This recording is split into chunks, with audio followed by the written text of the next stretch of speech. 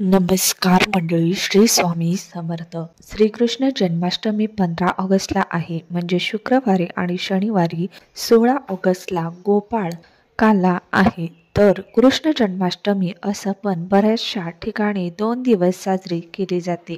तर कृष्ण जन्माष्टमीच्या आधी किंवा त्या दिवशी तुम्हाला घरामध्ये अशा काही वस्तू आणायच्या आहे की ज्याचा खूप शुभ परिणाम, सकारात्मक परिणाम तुमच्या घरामध्ये राहील आणि मग तुमच्या घरामधल्या अडीअडचणी, दुःख, संकट हे बाहेर निघून जातील. म्हणजे निगेटिव्हिटी घरामध्ये येणारच नाही, इतकी ताकद या वस्तूंमध्ये आहे.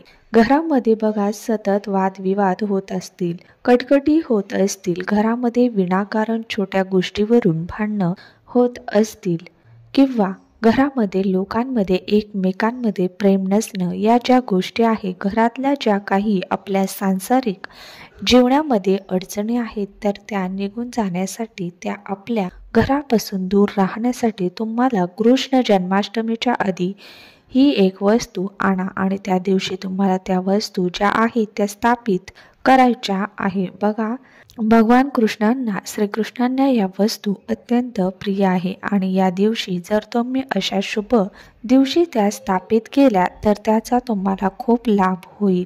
कृष्ण जन्माष्टमी म्हणजे श्रीकृष्णाची ती जयंती असते. या वस्तू प्रत्येकाच्या घरात शक्यतो असतात, नसेल तर नक्की घ्या, असेल तर आपल्याला परत त्या घ्यायची गरज नाहीये. या वस्तूमुळे घरामध्ये सकारात्मक वातावरण राहते. आणि बघा, या वस्तू घरामध्ये शक्यतो नसतील तर नक्की घ्या. आणि फार अवघड, फार महाग अशा काही वस्तू नाहीये. सगळ्यात महत्त्वाचं, तुमचं देवघरामध्ये बाळकृष्णाची मूर्ती नसेल तर ती स्थापित करा. छोटी घ्या. आता बघा, आता तुम्ही पितळाची घ्या, पंचधातूची घ्या, तुम्ही चांदीची घ्या, तुमच्या यथाशक्तीने घ्या, पण बाळकृष्णाची मूर्ती देवघरामध्ये असलीच पाहिजे. देवघरामध्ये बघा, गणपती बाप्पा, त्यानंतर महादेवाचे शिवलिंग, त्यानंतर अन्नपूर्णा माता, बाळकृष्ण भगवान, हे 4 ते 5 ज्या गोष्टी आहेत, ते देव जे आहेत ते देवघरामध्ये असलेच पाहिजे. बाळकृष्णाची मूर्ती बघा देवघरामध्ये ठेवल्यामुळे आपलं घर जे आहे ते गोकुळाप्रमाणे भरलेलं राहतं. म्हणजे त्या घरामध्ये बाळकृष्ण जर सेवा झाली, त्या मूर्तीचा वेळोवेळी अभिषेक होत असेल तर आपल्या घरामध्ये आपलं घर हे मुलाबाळांनी भरलेलं असावं असं प्रत्येकाला वाटतं.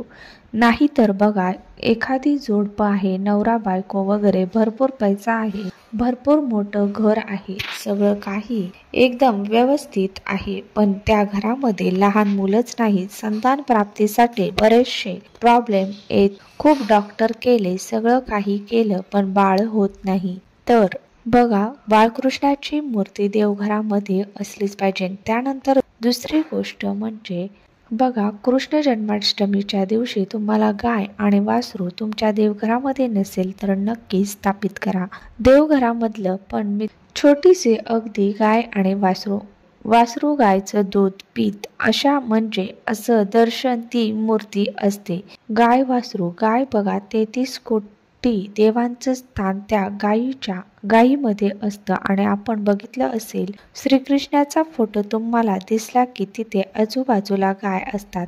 गाय जी आहे ती श्रीकृष्णांना अत्यंत प्रिय होती. तर त्यामुळे तुम्हाला गाय वासरूची मूर्ती आणून त्या दिवशी छान स्वच्छ धुवून पुसून तुम्हाला ती स्थापित करायची आहे. काही तर फळांचा वगैरे नैवेद्य दाखवा, त्याला अशी फार काही पूजा स्थापना करा असं काही नाहीये. आणि श्रीकृष्ण जन्माष्टमीच्या दिवशी जर तुम्ही गाय वासरूची पूजा केली तर तुमच्या घरामध्ये सुख समृद्धी कायमची राहील, बरकत राहील. यानंतर पुढची महत्वाची गोष्ट म्हणजे मोरपंख. श्रीकृष्णाच्या बघा, तुम्ही डोक्यावर बघितलं असेल मोरपीस असतो, तिथे श्रीकृष्ण असतील तर तिथे मोरपीस हा दिसतोच. मोरपिसाशिवाय तुम्हाला श्रीकृष्णाची एक पण मूर्ती दिसणार नाही. किंवा श्रीकृष्णाच्या मंदिरामध्ये गेलो तिथे मोरपिसाचे छान मुकुट असतात. मोरपंख हे श्रीकृष्ण आणि राधा यांच्या प्रेमाचा ते प्रतीक मानले जायचे. मोरपंख श्रीकृष्णांनी आपल्या मस्तकी धारण केला होता. त्यामुळे तुम्ही कृष्ण जन्माष्टमीच्या दिवशी एकतरी मोरपंख आणा, त्याची पूजा करा. तो तुम्ही देवघरात ठेवा. मुख्य दरवाजाच्या वरती तुम्ही साईडला लावू शकतात.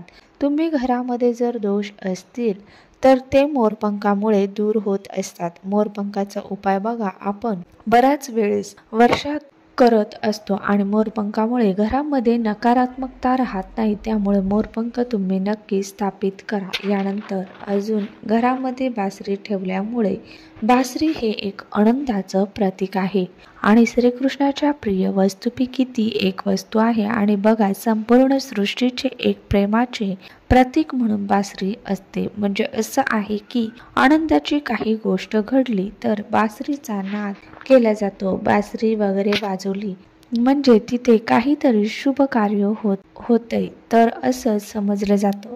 तर त्यामुळे घरामध्ये जर आपण बासरी ठेवली तर वास्तुदोष कमी होतात. पती पत्नीमध्ये सतत वाद होत असतील तर बेडरूममध्ये तुम्ही एक नक्की बासरी ठेवा. त्यासोबत घरातील सर्व लोक त्या ज्या ठिकाणी एकत्र जास्त वेळ असतात त्या रूममध्ये तुम्ही बासरी ठेवा. फक्त आपल्याला बासरी ठेवायची आहे, पण ती बासरी ठेवल्यामुळे घरातल्या नकारात्मक असणाऱ्या गोष्टी ज्या आहे त्या घरामध्ये येत.